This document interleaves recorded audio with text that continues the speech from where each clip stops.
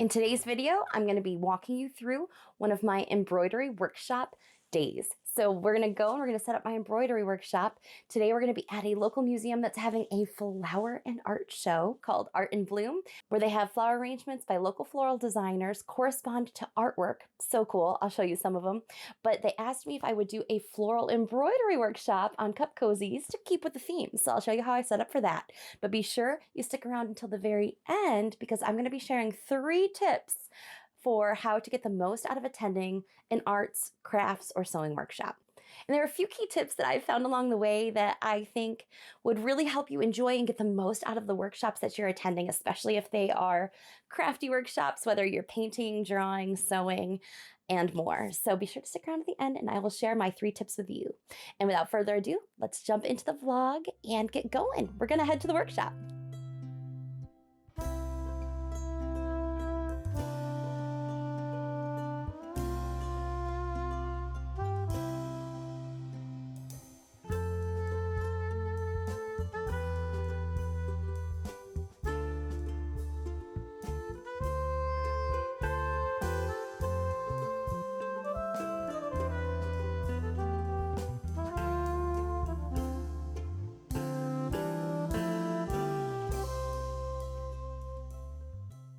Hey, so I just finished up my workshop and I had some time to walk around and see some of the flower show. I didn't see the whole thing, but I got some glimpses. So be sure to stick around if you want to see some of the flowers and how they correspond with the artwork.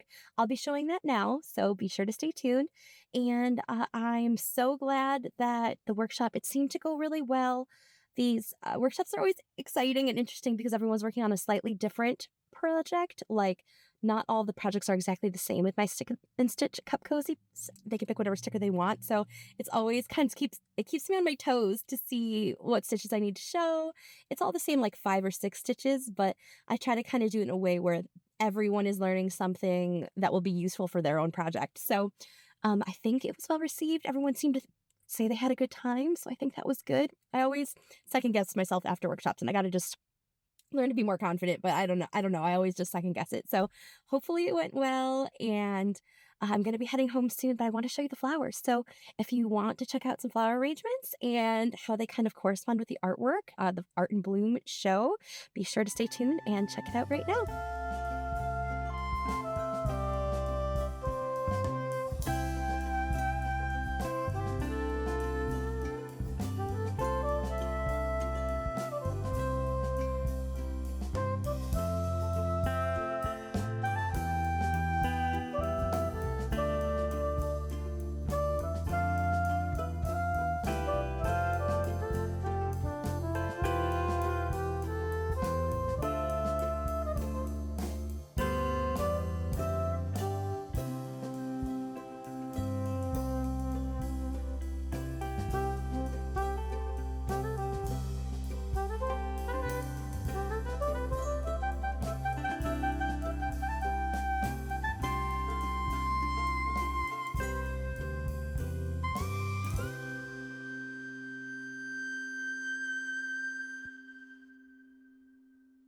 Weren't those arrangements so cool?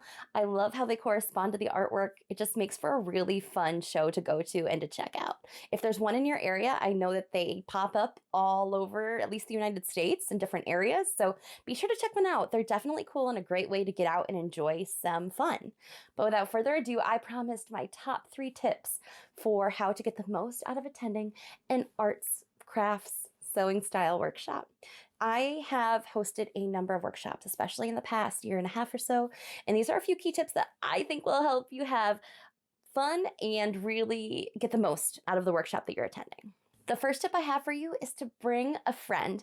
And I know that as a workshop host, it can seem like, oh yeah, bring your friends, have more people sign up. But no, really, I think bringing a friend actually makes the experience so much more fun. You can commiserate over the hard parts of the workshop. You can have someone to chat with throughout the workshop. It's a bonding experience. It's time spent together. I mean, how often these days do we really get that quality time of working on a project with someone that we really care about? So whether you are inviting a family member, maybe a daughter or your mother or your aunt, or maybe it's your bestie that you haven't had that good quality time with lately, I highly suggest bringing a friend to the workshop. It's a good bonding experience and definitely a great way to spend time with the people that you love. And my second tip for getting the most out of your workshops is to actually arrive a little bit early. Now, I'm not saying arrive a half an hour early, but you don't want to be coasting in right at the start of the workshop or even a few minutes late. I mean, you can. That's totally fine. I'm sure most good instructors will be able to catch you up and make you feel super welcome. But it's nice to have some time to just unwind before the workshop starts. You can kind of see your supplies, get set up. If you've got a drink, make sure, you're comfortable. Or if sometimes I host in a cafe where you can go and order a drink before the workshop.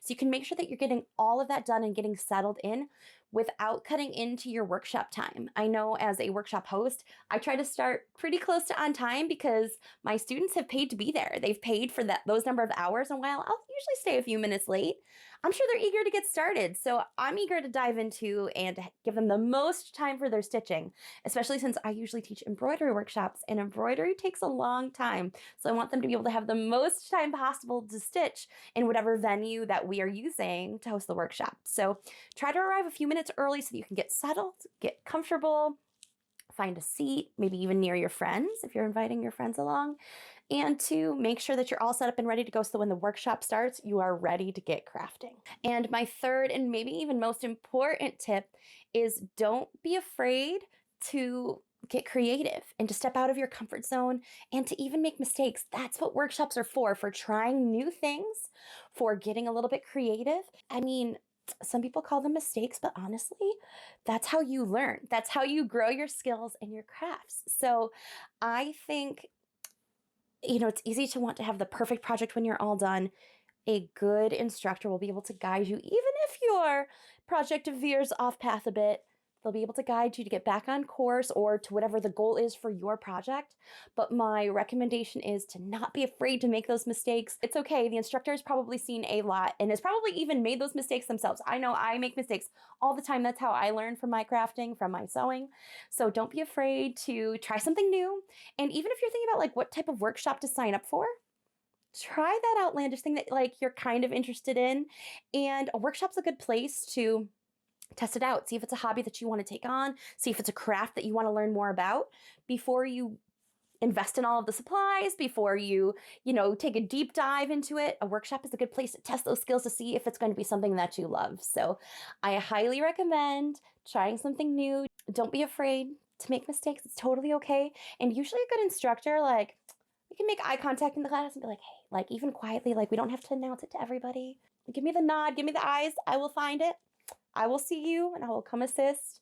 We can make it graceful if you're worried, but honestly, everyone that's taking the workshop is probably also learning, so you're going to be in good company. And if you have a good instructor, they're going to make you feel warm and welcome too. So those are my 3 tips.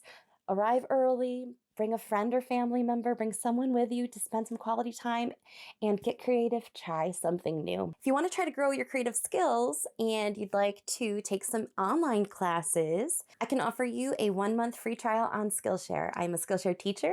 I teach some of my classes on Skillshare. In fact, some of the same workshops that I do in person, I have very similar content on Skillshare. So if you'd like to check that out, I've linked in the description below a 1-month free trial so that you can go check out Skillshare. And if you're already a Skillshare member, you can use that link to go check out some of my classes if you're interested in learning even more about embroidery and fiber art techniques. If you're into gardening, sewing, quilting, it's a fun place to be. If you're new to Skillshare, what's great is you won't just have access to my classes, you're going to have access to classes all across the platform. So you'll be able to take classes from artists and teachers all over the world. Topics can include software, so think the Adobe Suite programs, so Photoshop, Illustrator, InDesign. You can also learn about Canva products if you're into marketing, photography classes, film, writing classes. There's all types of classes on Skillshare, not just sewing. I love teaching as well, so I have my gardening class up there. So if you're about to enjoy spring just like me and you're into flowers, I have a container gardening for inspiration class. There are all sorts of creative classes on Skillshare. You can learn in the comfort of your home, have access to all of these classes, and learn at your pace. If you've got a busy schedule, I totally understand that sometimes trying to go to a workshop doesn't fit into your schedule, and this is where Skillshare comes in handy. You can watch classes on demand at your leisure. You can back them up, rewind them, rewatch them again at your own pace. So I am sharing with you a 1-month free trial on Skillshare so that you can go and check it out, see if it's a good fit for you. This has been a lovely Sunday. I enjoyed hanging out with you. If you want to see even more vloggy videos or my top tips for setting up markets now that market season's coming, I'm going to share that video with you right here. So stick around. I'd love to keep chatting. And if you enjoyed this video, I would love for you to subscribe so we can continue hanging out on YouTube. Until next time, friends, happy stitching.